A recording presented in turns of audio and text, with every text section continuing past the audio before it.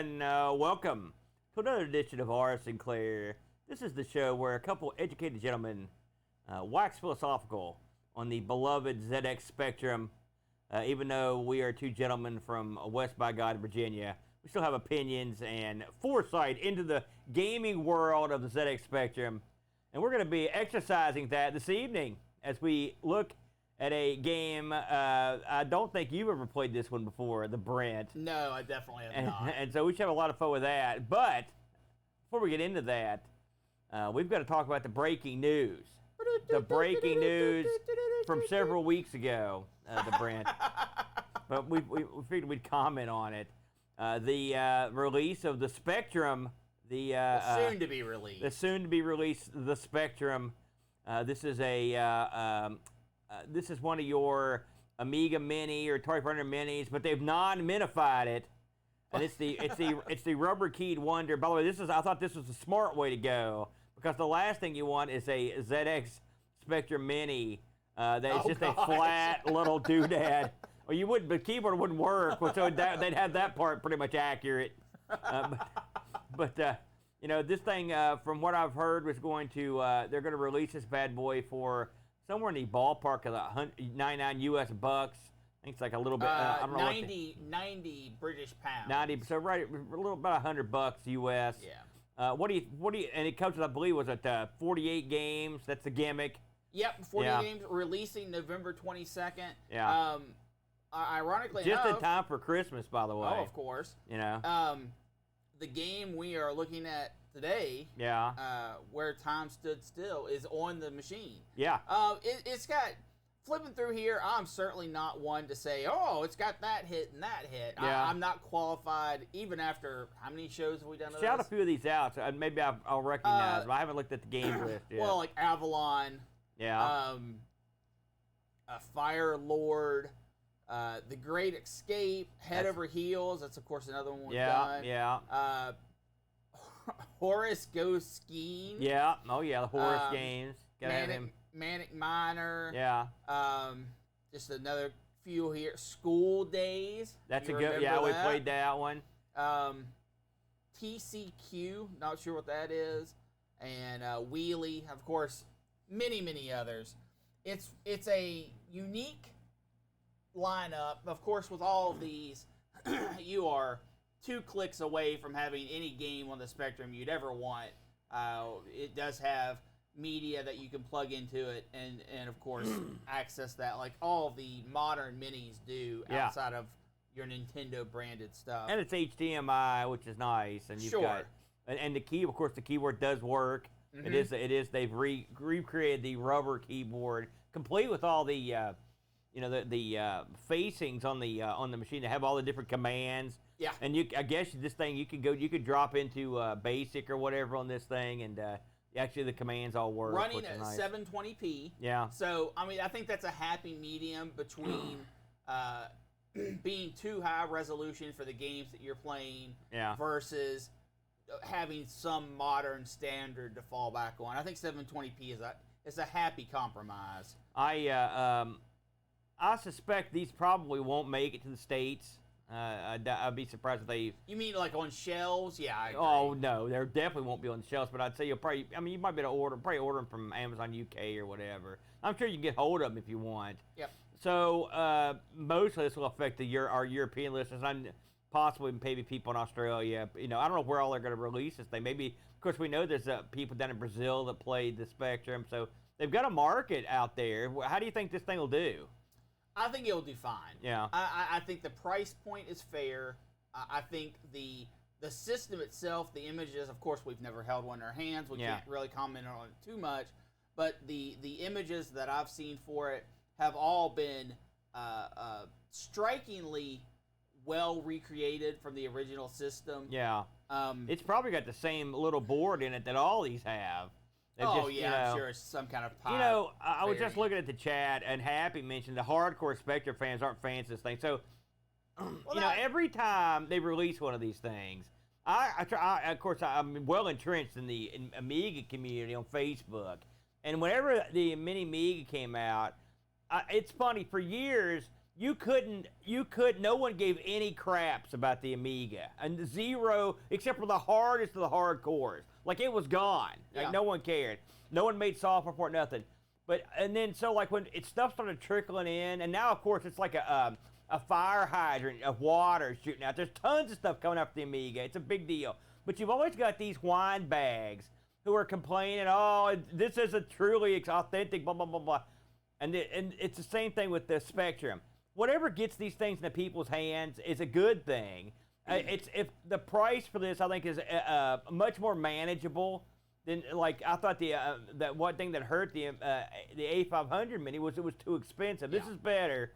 The 48K is better. And why not let your average schlub take a crack at this thing? This is something that, I mean, think of the amount of people that grew up with these in the UK that then went on to do other stuff. They're not entrenched in the retro scene, and they might want to go home and play a little game or two on this thing. And it's an ease of use affair. I think it's a great thing. Why would anybody complain about it? You've got two sides to this, and I understand both, but only agree with one. You've got your people that say, "Listen, if you didn't grow up with this machine and understand its ups and its downs and go fight the trenches, and especially with stuff like, or if you have to load off tape, and you're not getting that. They all did that. You're not getting that same experience anymore. If you want one of these, just go buy an old system. You've got that crowd, and then you've got the other crowd that I think we definitely fall more into. I mean, we're doing a show about it, where you want other people to see this stuff. You want people to be excited. You want this to be accessible. You want to bring more people in, and maybe they'll get a hold of this Spectrum and go, man, I really enjoy this. Let me look at some of the history of the machine, some of the old games on it, and open people's eyes to the way things were. Now, is that going to happen in a lot of cases? No, I don't think so. I think a lot of people who pick this up are going to be, hey, I had one of these when I was a kid. Man, I hope it has XYZ game on it that I really like to play. That's the crowd that's probably going to pick up this kind of system. But to try to have a walled garden for a retro device like the Spectrum, it's so silly. I mean, it's funny when it comes to these minis, because when Super Nintendo and those all came out, I was not the biggest fan, because I thought they were, to me it seemed a little bit goofy, all right? But people bought them, and I've come around to the effect of, for your average schlub, if this is the only way they can play these games, that's great.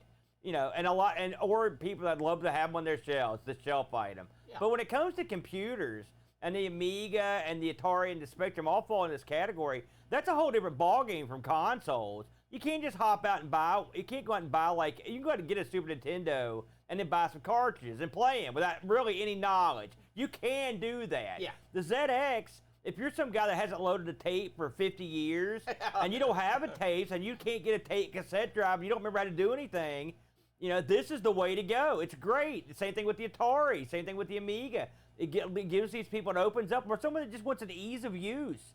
But the hardcore people, relax. Just relax. Let people have their fun, would you? Stop being so grumpy about stuff. Now, this is something I will reflect back on myself with the 1-Up arcade cabinets, where they were a smaller size, and when they came out, I was like, man, I don't like these.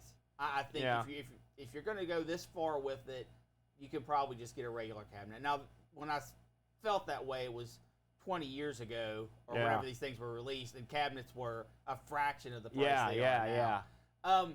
I still wouldn't own an arcade 1-Up machine. Yeah.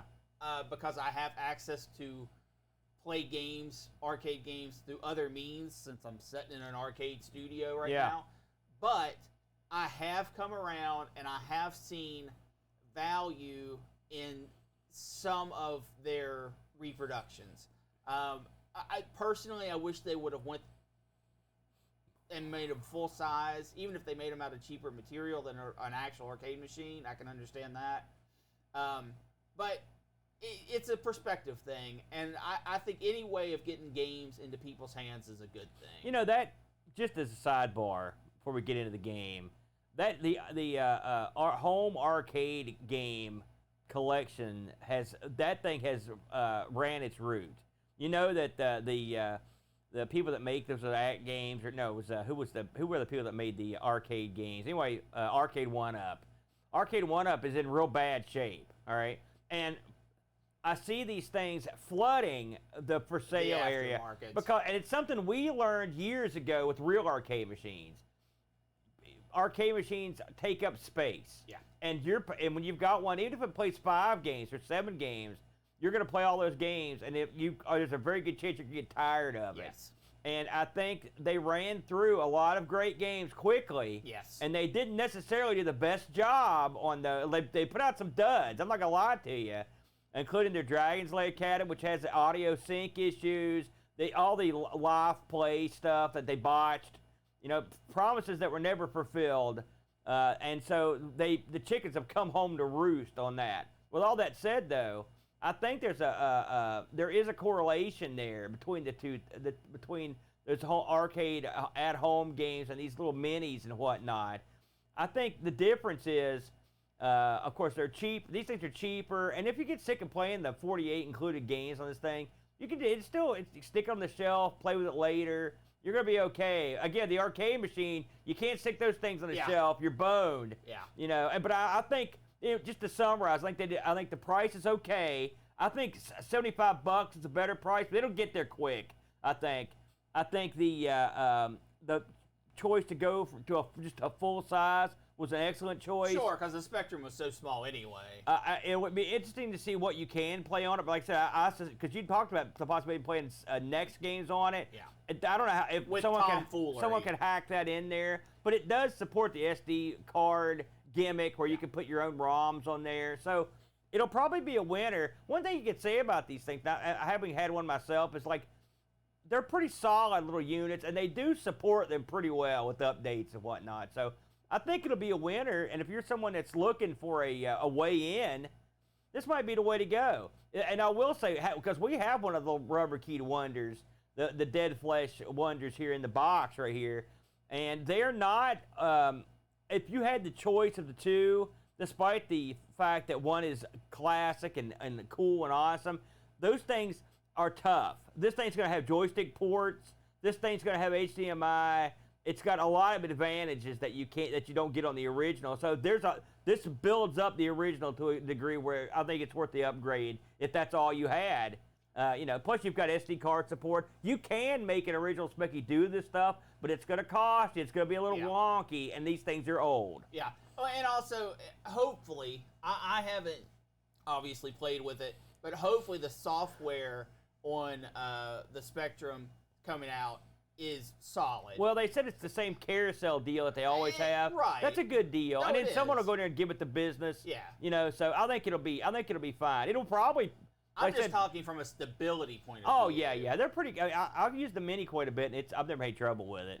So I'm looking forward to it. I would like to have one if the price is right and the shipping cost isn't out of this world. You thinking about going for it? I'm probably going to look into one. There you go. It wouldn't hurt. All right, shall we move along and talk about the game of the week this week, where time stood still, the Brenner. Yes. I'd heard of this game, and I'd even had a very brief cup of coffee with it back in the day. This one was developed by Denton Designs. Yay, Denton, the home of happiness.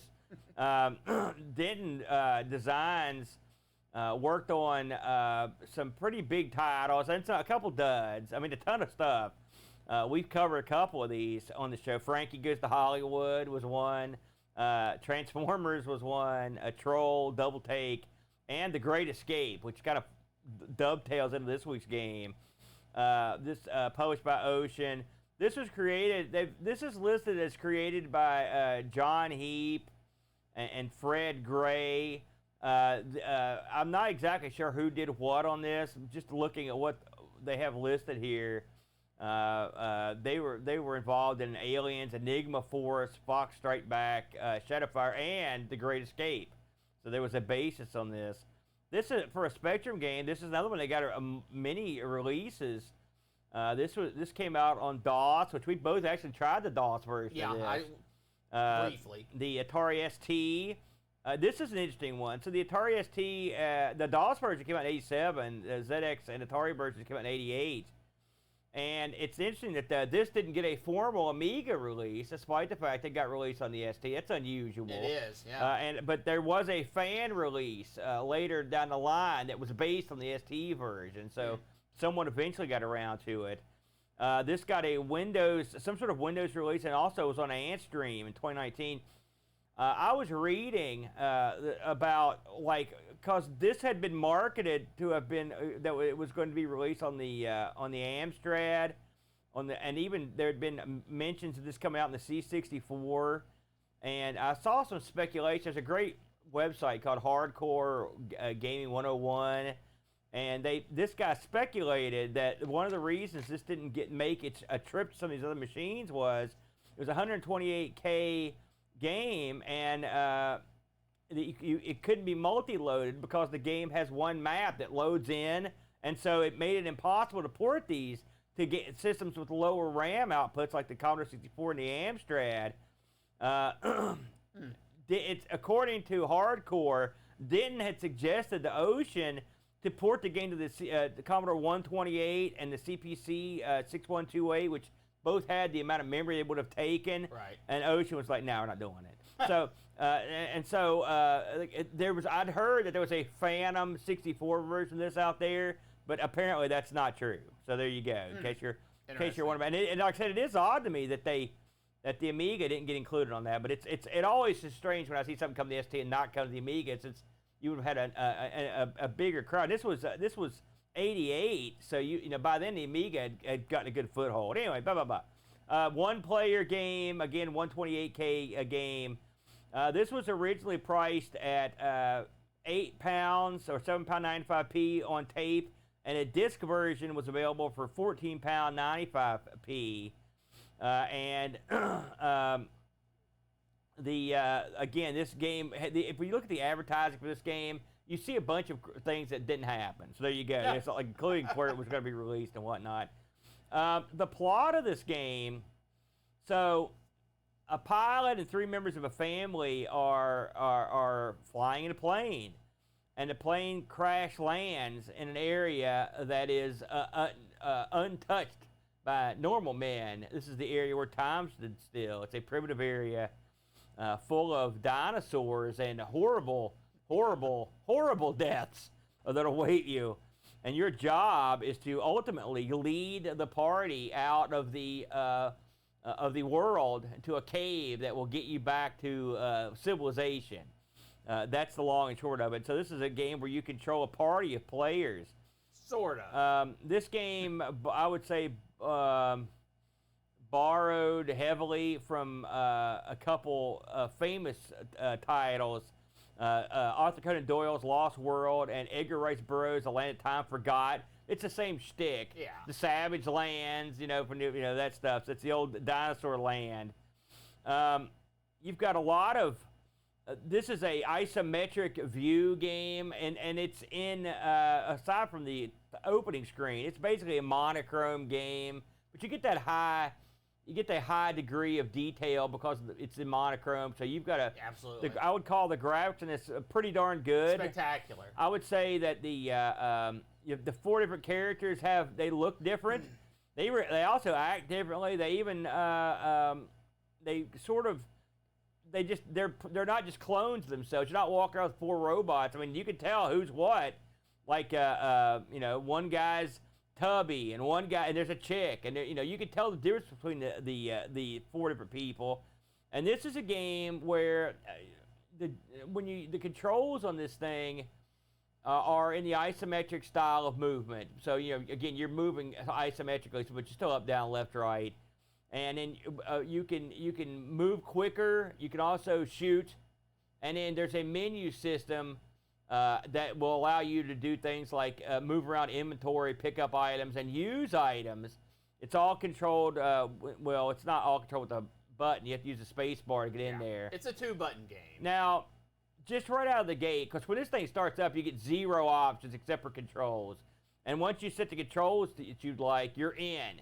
And you just start at the plane crash. I mean, there's not any, it doesn't beat around the bush. What were your opening thoughts on this when you loaded it up? Because I don't think you knew anything about it, did you? I went in blind, and I wanted to stay that. Yeah. Boy, don't say blind to me, would you? So you open the game up, and you set your controls, and you only set up, down, left, right, and fire. Yeah. So I thought, okay, up, down, left, right, fire. That's the only controls this game. No, the inventory button is not mapped, not mentioned. If you go into this not knowing anything, you don't know what's going on. Yeah. So I spent a lot of time running around with my 4 people and my gun, because that's your fire is just your gun. That's with a direction. Right. Yeah. Just not knowing anything that was going on. You just thought it was just like a running gun. I literally just thought it was some kind of like adventure game. Yeah. Or like action game. Yeah. So I ran around for a little bit. I was like, my God, my people are whiny. They suck at following me. Yeah. I want to shoot and kill them all. And then a dinosaur would fly by, and one of my guys would be gone. Yeah. You know? Because that's the type of game it is. If someone lags behind and they're off screen, or sometimes when they're on screen, a pterodactyl might fly by, pick them up, and then they're out of the party. They scream help before they go. They do. I assume maybe you could, if you timed it quick, you might be able to shoot the pterodactyl, but I've never did that. Maybe. I never did. So I played around like that for a good long while. Yeah. And accomplished nothing. Yeah, you got to read the docs. And then I went back, I watched someone play, and as soon as they hit a button and the GUI opened up, I was like, I'm not going to watch any more of this. Yeah. I'm going to go back. I found the button that did it. I was like, okay, now I at least have some semblance of what's going on. And basically, your party members, they absolutely have their own look. They absolutely have their own personalities. But essentially, they're walking, talking inventory slots. Yeah, well, so let's talk about the 4 people you've got. Okay. The pilot is and guide is Jarrett, all right, and then you've got Clive. He's a tubby rich dude, okay, and then you've got his daughter and Gloria and her new husband Dirk. And when you get Dirk in there, it's ironic that I saw Dirk get killed by tentacles more than a few times. So these are your crew. Now you're gonna find out right away that like Clive is real worthless. This guy's he's the Dr. Smith of this game. He complains, he whines, he gets himself into trouble. You know, he drives you nuts. And when we say they complain, if you've never played this before, it actually pops up with little speech bubbles. I'm hungry. I'm thirsty. I'm tired. Crikey, I'm parched. Yes. That's another one, that kind of crap. And you have 3 meters. Your strength, which is basically your stamina. You have your hunger, which is your hunger and your thirst. Yeah. And you have your ammo. How many rounds you've got left in your gun, which... Did you ever run out of ammo? No, I didn't shoot a ton, to be honest with you. There's not a whole lot of opportunities to shoot. I much more ran out of hunger and thirst. Yeah. That was the one I lost quite a bit of. So if they get, you have a canteen, or you can pick up a canteen and you can fill up with water, or you have supplies. That's how you refill your hunger thirst bar. Yeah. Your stamina bar, and everyone has their own bars basically. If they get tired, if you're walking around the map for too long, they'll just sit down. And now they'll say, I can't go on. I'm sitting, I can't go on. Yeah, and sometimes they'll do it at the worst possible time. And they'll just they'll sit on their butt, and you can leave them. You can just walk off and continue you almost certainly get separated from your crew. And if you go back to them, you wait, and eventually they will sit there for, sometimes it's 10 seconds, sometimes it's 30 seconds. And then they'll stand back up and you can start walking again. I have issues with this, but I'll save it to the end. Let's talk about the game world that you're in. So it's actually I I never got to all the edges of the map. I can tell you that it's a massive. Oh, it's huge. It's a massive map, and the funny thing is, I found there's a map, but the map that you get is just like, it's pretty. It doesn't give you the full detail. It's not good. Yeah. But basically, you've got areas of mountains, and you've got waterfalls, and rivers, and crevasses, and forests, and villages, and it's all sorts of stuff that you would expect to find as you go through this. The river, there is something of a water effect when there's at the waterfall, for example. It's a little like, but it's not like, but it looks good. I mean, everything looks pretty solid. Well, since we're talking about that real quick, let's talk about the sound. Okay. There is no sound. Well, no, it's got music. Well, yeah. And how quickly did you turn that off? Well, I think it's a pretty decent tune. As soon as I figured out you could turn it off, I did. Because it's just a loop. Yeah.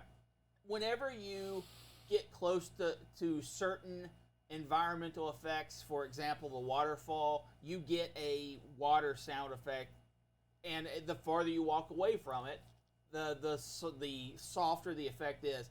I thought that was really neat. I thought that was good use. Most of the time, though, if you turn off the background music, which I highly recommend because it gets very tedious, you just walk around in silence, or you have the beeps and boops of when you're doing your inventory stuff. Yeah, I thought the sound was okay. It's not like it'll win any awards. It's okay. The graphics, though, they do a good job. You know, we've played more than a few of these isometric games, and this one's no exception, by the way. You have to be very careful as you walk around, because in this game, one misstep and you're dead. Yeah. You accidentally go too far into the swamp, you're dead. You accidentally step off a little ledge, you're dead. And anything can kill you. And there are lots of opportunities for this to happen, including issues such as stuff's happening behind the pop-up menus, for example. Yeah, because the game doesn't pause. Yeah, it's in real time. So when you pop those menus up, there's crap going on behind you, you're boned. You can't see it. You could absolutely go off ledges you didn't know were there, that were like behind. If you're on a plateau and you walk too far off one side, that you think there's a wall there to stop you. No, sometimes you'll fall to your death. So you've got to be careful when you move around. And then along those lines, it's you and 3 other people, or however many you've got left. And the pathing in this, it can be your friends or the people you work with or whatever. They can get in your way. They will. They'll absolutely screw you. They'll not make it across the bridge. They won't make it through the swamp maze. They have trouble. And again, this isn't like a game where you get second chances. You know, you can easily lose people just because they're dumb, and there's nothing you can do about it. And that's a problem. And I want to go in. Since you brought it up, let's go ahead, and I'm going to... Get in there. This game is incredibly frustrating. Yes. Because it is designed without its own gameplay in mind. And what I mean by that is, I understand it's trying to convey danger and harsh situations and slippery cliffs and that kind of stuff. I understand all that. But when the crew will normally, if you're walking, walk single file behind you, which is fine. If they can. And if you hold the button for a long time, eventually your guys will start jogging. Great for covering ground. I don't recommend it for a long period of time. If that was all, if there weren't environmental hazards, that would all be fine. The issue is the game wants you to walk up these narrow inclines and narrow pathways where you will be walking fine on it. You will be navigating it correctly, and one of your teammates will just step off the side, and that will be it. So, and if they don't fall too far, you have to go back and get them. And in the process of going back and get them, someone else higher up on the cliff will fall off and maybe they'll die. Or you'll be going backtracking and get hit by a boulder. It's the AI components of your teammates following is sporadic enough that it killed the fun for the game for me. Because I kept losing people in situations where I didn't think it was fair for me to have someone die.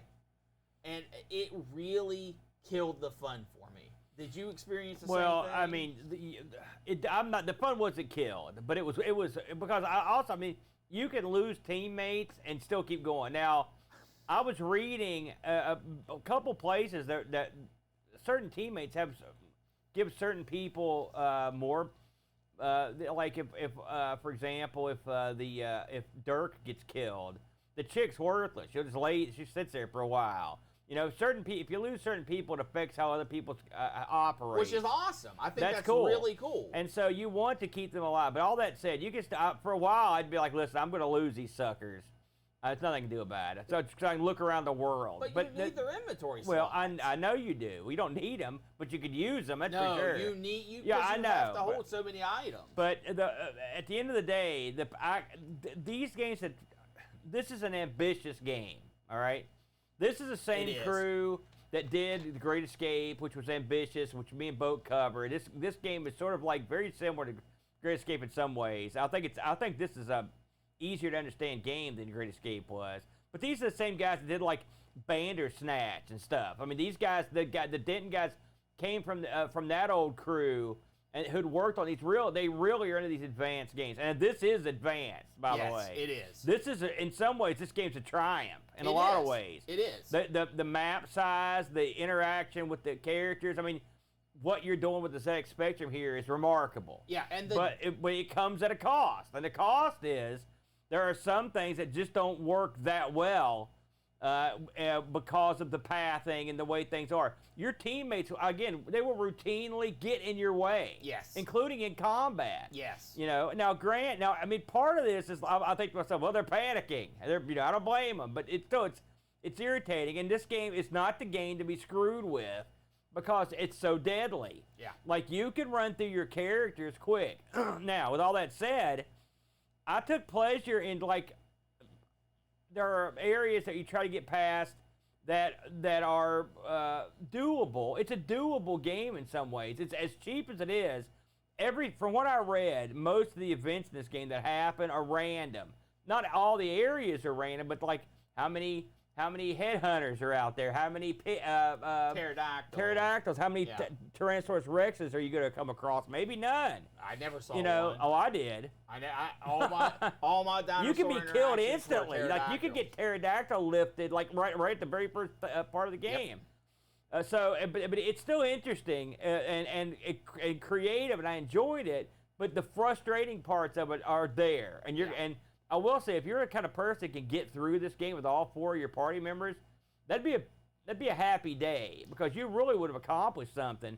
What did you think about the menu system in terms of the ability to like do inventory, to pick stuff up, to use items? How did that? Again, we're talking about effectively a button open a window and then one button to navigate all these different color-coded menu screens. Yeah. How did that flow with you? The way it works is if you open your inventory and there are items relatively close nearby, it will show them as items that you could pick up. Yeah. And depending on what face you click on, that person will go to that item and get it. I thought awesome. That was really cool. Yeah, I love. At first, I was like, "What's happening?" I didn't know what was happening. Once I figured it out, I'm like, "Oh, so you can just basically have them go get it." Yeah. That's cool. Yeah, I like that. I thought that was really nice. The actual controlling of the interface because it uses a mouse basically. Yeah. With the keyboard, you control the mouse with the keyboard. It feels not great.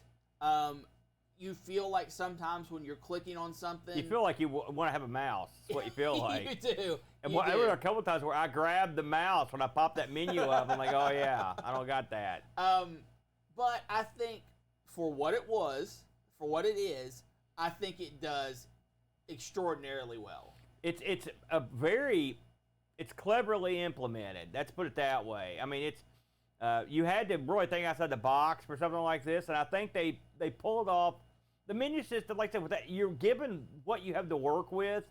It's fine. Yeah. I think it's fine. That is not the fault. That is not where the game falters. Let's talk about using items. For the most part, I thought that was it's a little weird. Like for one thing, picking stuff up, it takes a second for it to drop into your inventory. Yes. Which is kept throwing me off. Like, did I get it? Did I get it?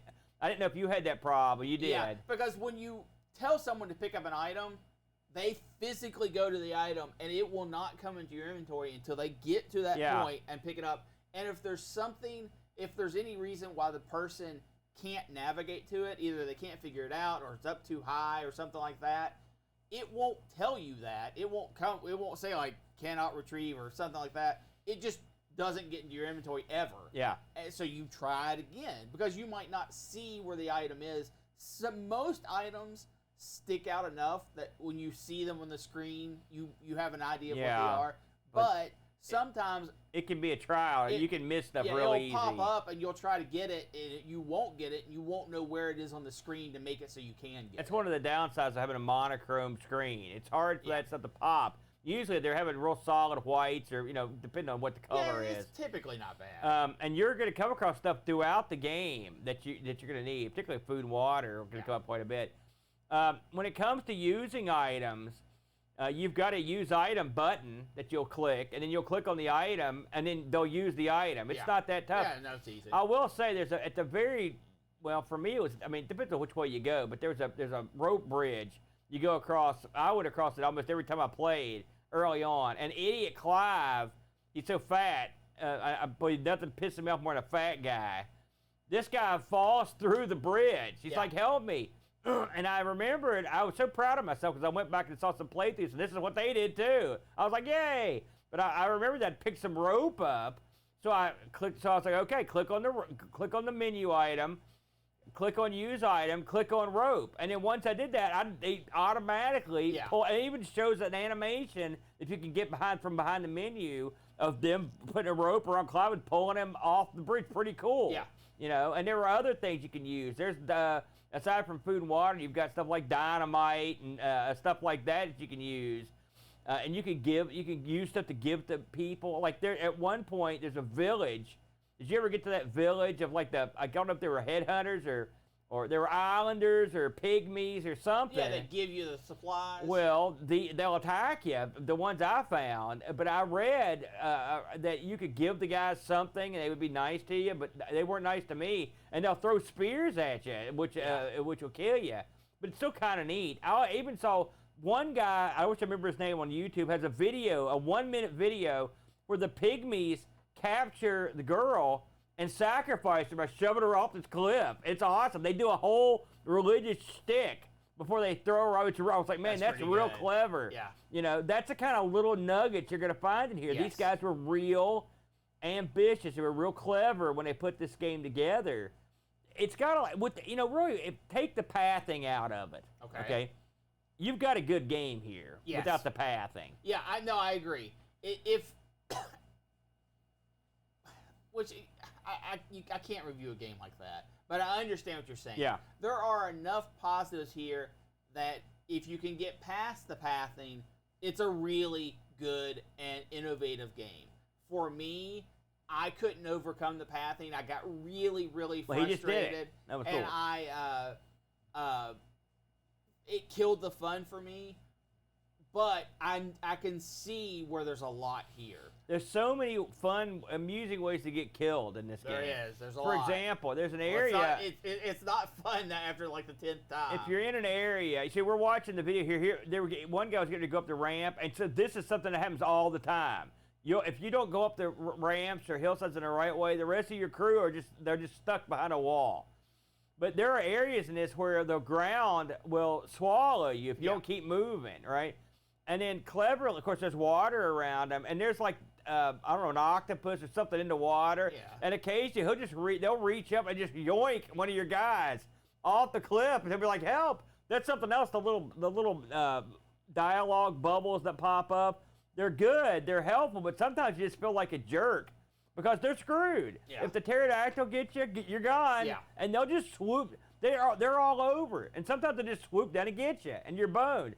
The pterodactyls look great. The dinosaurs look great. They did a great job. The graphical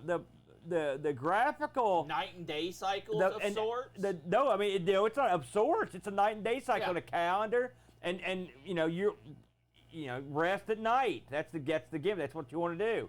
The graphical fidelity of this, the artist behind a game like this. Think of the daunting task of doing the art, and this is why I respect these guys so much. This is no easy feat to put a game like this together with elevations and swamps and water and river and hills and mountains, and you have to do all this in basically 2 colors. It's an amazing feat, and that's not even including the 4 different player characters that are involved.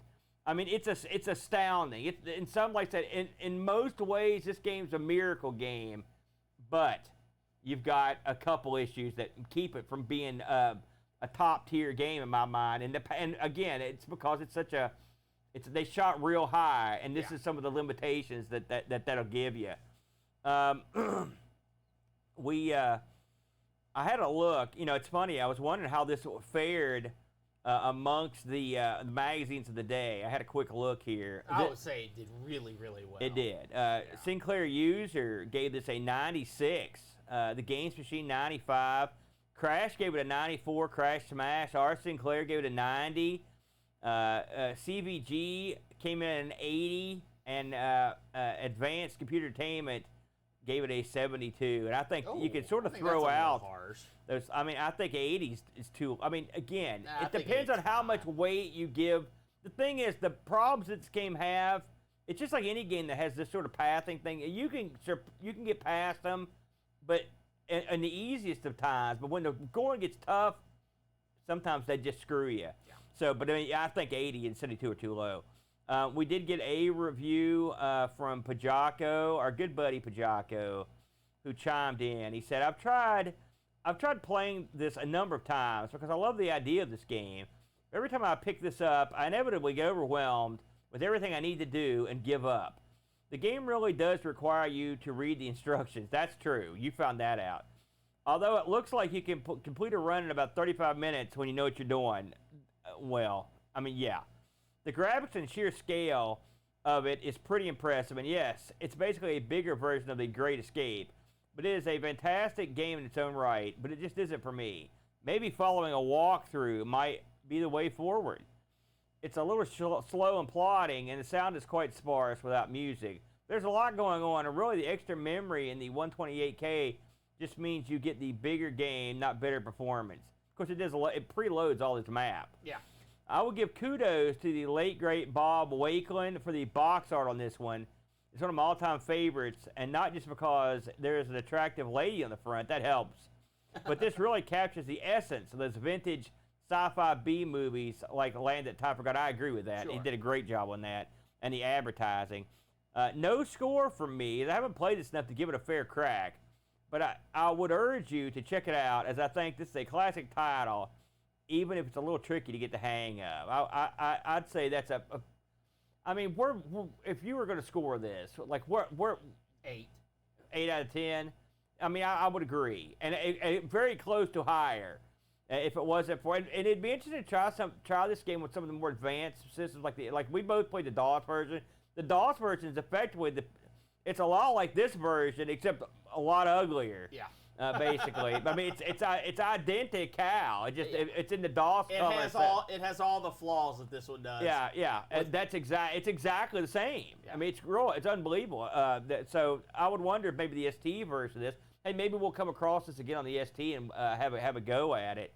But yeah, this is one you should absolutely try. And the thing is, this thing has the learning curve's not as high as I think Great Escape is. The difference is that this game is double deadly. So if you're into that sort of thing, this might be your cup of tea. But overall, I would agree with you. I'd say right around that 8, and I'd want to go higher. Maybe one of these days I'll get a tweaked version. So a lot of fun. I really enjoyed that one, the Brent. So let's move down the line here and talk about what we've got going on next week on ARG Presents.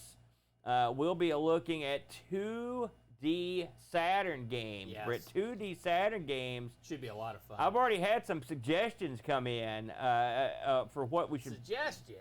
Well, yeah. So every once in a while, I'll take a suggestion from someone that knows what they're talking about. But I think I got a good grip on this particular category. So that'll be next week. In 2 weeks, Brent, we're going to be moving down the line on some Atari ST action. It's been a while since we jumped back into the ST, but we're getting back in there, and we're playing a game that I actually tried on the Amiga, which is called Goblins with 3 eyes, the Brent. Have you ever heard of this one? Nope. Well, I think this is one I think you actually might enjoy. It's sort of like right up your alley. Anything going on in the Brent world you want to talk about? What have we got? What have we got coming up? I mean, here we are. It's middle of September. We're about a month and a half away from heading over and getting a little Thanks for Giving marathon going. You want to give us a quick plug on that? Well, before that, we've got ICC. Oh yeah, we do have so that. Probably want to plug that first. Yeah, we do have ICC coming up. So, this is one of those times. It's going to be 4 o'clock. On Saturday, September 28th, 4 p.m. Eastern Standard Time, and ICC International Computer Club is where we get together and we just display or talk about various projects we're up to, or have game room videos or books you're reading, anything in the realm of computers and classic gaming. And right now we don't have a ton of entries. I think we've got 4. In there, so if you were, it might be a short one. If you were going to get into one, now's the time. Now we usually fill up there at the end of these, so I would wager at some point that we'll get more than that. But to be honest with you, having 4 entries isn't the worst thing on earth. Secretly, Aaron's like, yes. One more thing I want to mention: when we come back around for the next R. Sinclair in a couple weeks, I'm just looking here to see what got picked. And it looks like, Brent, we're going to be looking at the arcade port of Rampage. Now, that's interesting. I think that might be a lot of fun. Interesting. Yeah, I don't think I've ever... We might have to meet up and play a little 2-player. Yeah, I don't think I've ever played Rampage on the ZX. 2 players simultaneously. So that might be kind of fun. So that'll be in a few weeks. But like I said, next week we'll be playing 2D Saturn games on ARG Presents. We do hope you'll tune in and join us. If you missed out... because we haven't done a show since then, since this is our Sinclair. A few weeks ago, I did a big stream on where I played a ton of ZX Next games. It was a lot of fun. It was very well received. If you are into that sort of thing, pop over and check that out. And I also did a stream right after that on Amiga games that were on the Genesis/Mega Drive. That was even more well received. I did 2 big streams. So if you're into that sort of thing, check those out. It should be a lot of fun. And we also, of course, wedged in some interviews. A whole lot of fun is to be had over at the Amigos Retro Gaming Network channel. I think that's all we got, Brent. Any final thoughts? Last thing I want to say is, if you are on YouTube right now, look right below the video when I say subscribe and like. Yeah. Because YouTube should make those buttons do pretty little things when you do that. Really? Yeah. Are you just making that up? No. I did the same thing on Amigos the other day, and Boat's like, well, you waited to the very end of the show where no one's watching. I was like, good point. So I'll say the same thing to you. That's all we got, everybody. Thanks for joining us this week on R. Sinclair, and make sure you rewind tape. And press play. Bam.